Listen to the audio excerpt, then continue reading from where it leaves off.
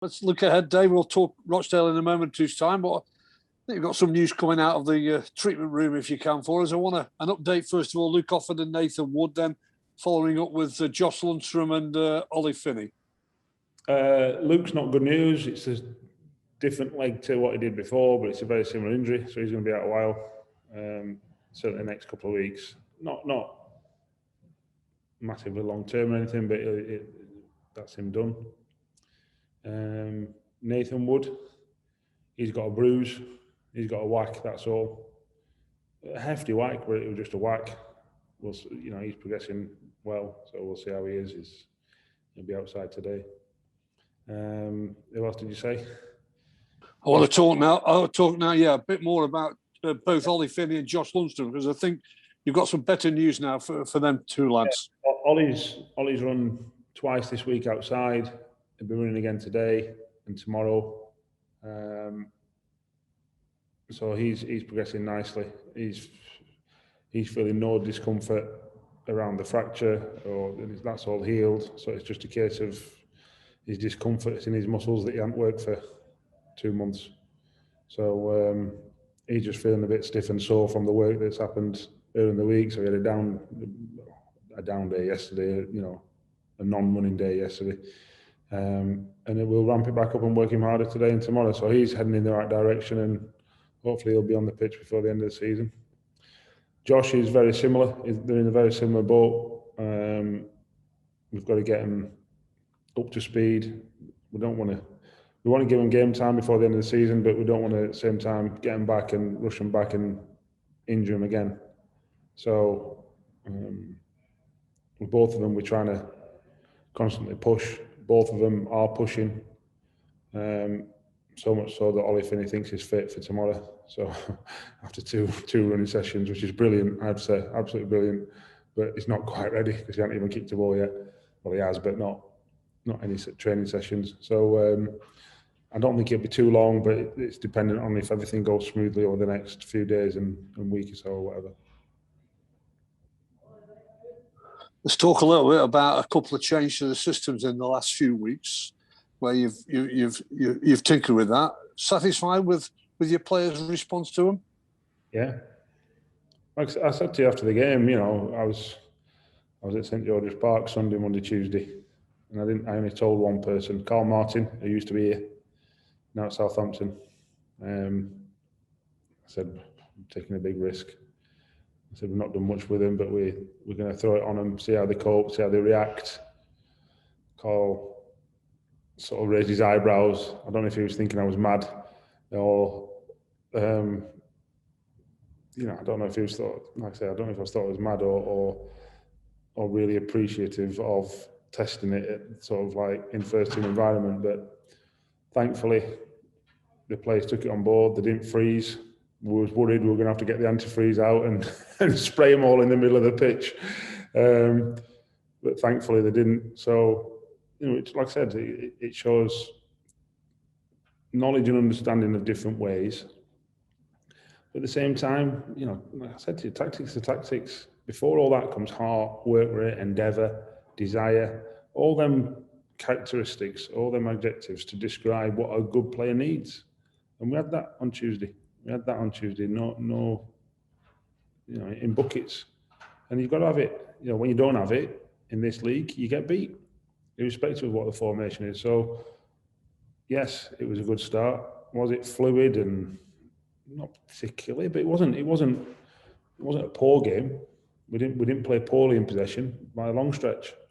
I thought we were very good at times, but it wasn't total domination and total fluidity through it all. So there's always work to be done. And we'll see. We'll see what we come up with tomorrow.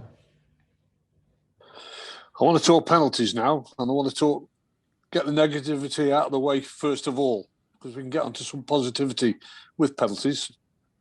5 conceded in a month. Crazy. Why? Why is it? But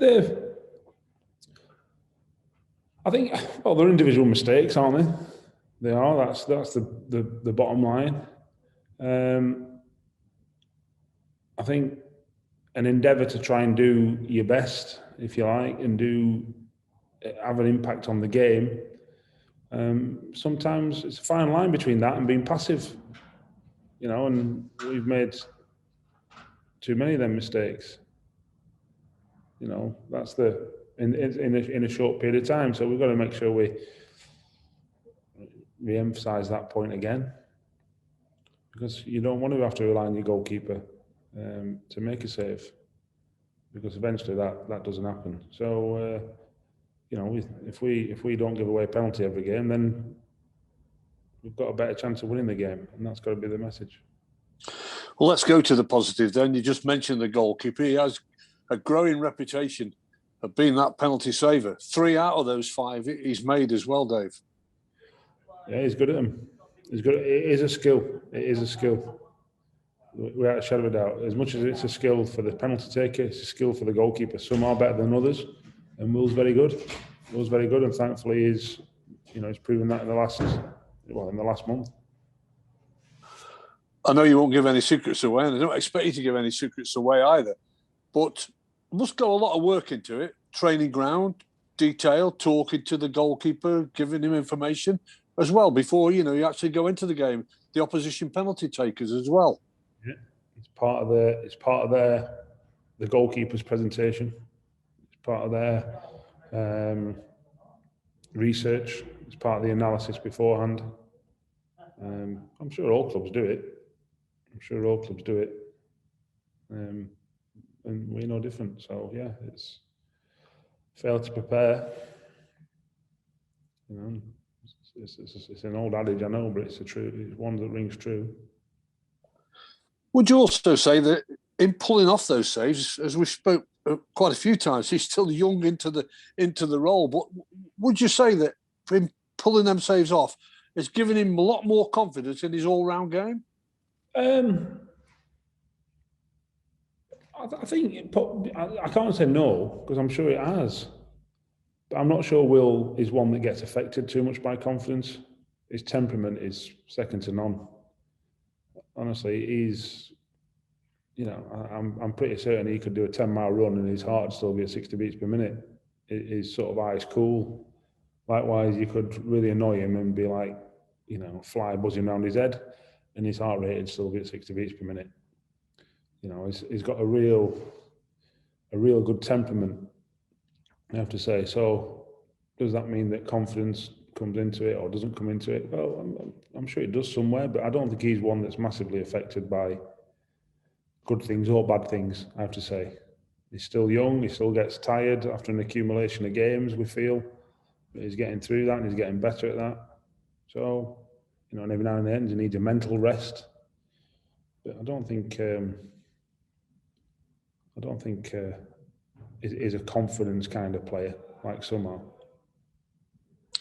Let's go to the other end of the pitch then. That 37-year-old evergreen Chris Porter keeps going along and chugs along.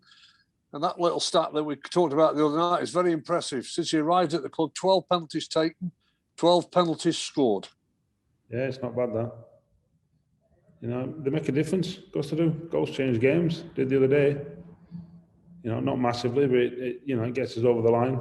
That's for sure. It stops a nervy 10 minutes if there was going to be one. And he does his job. He knows what his job is, and he does his job. And you can't knock that. It doesn't matter how old he is. His body shape, he's not huge. He's strong. He's very strong. But he's quite sinewy, Chris. So he don't carry a lot. He certainly don't carry any excess weight. That's for sure. And that's important. So the load going through his legs and his muscles is as minimal as it can be, which is when you get to 37, that's important. That's why he's as athletic as he is. That's why he's still going. That's why he's still strong, because he's a good pro and he does everything right off the pitch, and when he steps on the pitch, he's as effective as any of them. Talk Rochdale, they're your next opponents. It was a real entertaining night up there, which didn't go your way in the end, but it was an entertaining night in the 3-3 draw, but they're fighting for their lives. And the one thing that you know that you will have to match is their intensity, their way that they'll come into the game, because they are trying to stay in League One. Yeah, they've had a right good run, particularly at home. I like Brian. I think he's a great guy. You know, if there's one team that I do hope stays up, it's them. I know that people, when I say that before a game, people will then question it if we lose. That's not, don't even think about going there. You know, we hope we beat them tomorrow, then they stay up, because the football they play, the way they play it, the resources that they've got are very similar to ours. And they're having a right good goal. So, you know, I think I've got a massive amount of respect for Brian. Huge amount of respect. They've had a tough season, but they're hitting a bit of form, probably just at the right time. So we know it's going to be a tough game. It was a tough game over Christmas when we played them. And we know we're in for another tough game. So we know we've got to play well. If we don't play well, then they'll have the weapons in the arsenal to make it a tough afternoon for us. So we've got to make sure we're as on the ball as we were Tuesday night and try and win the game.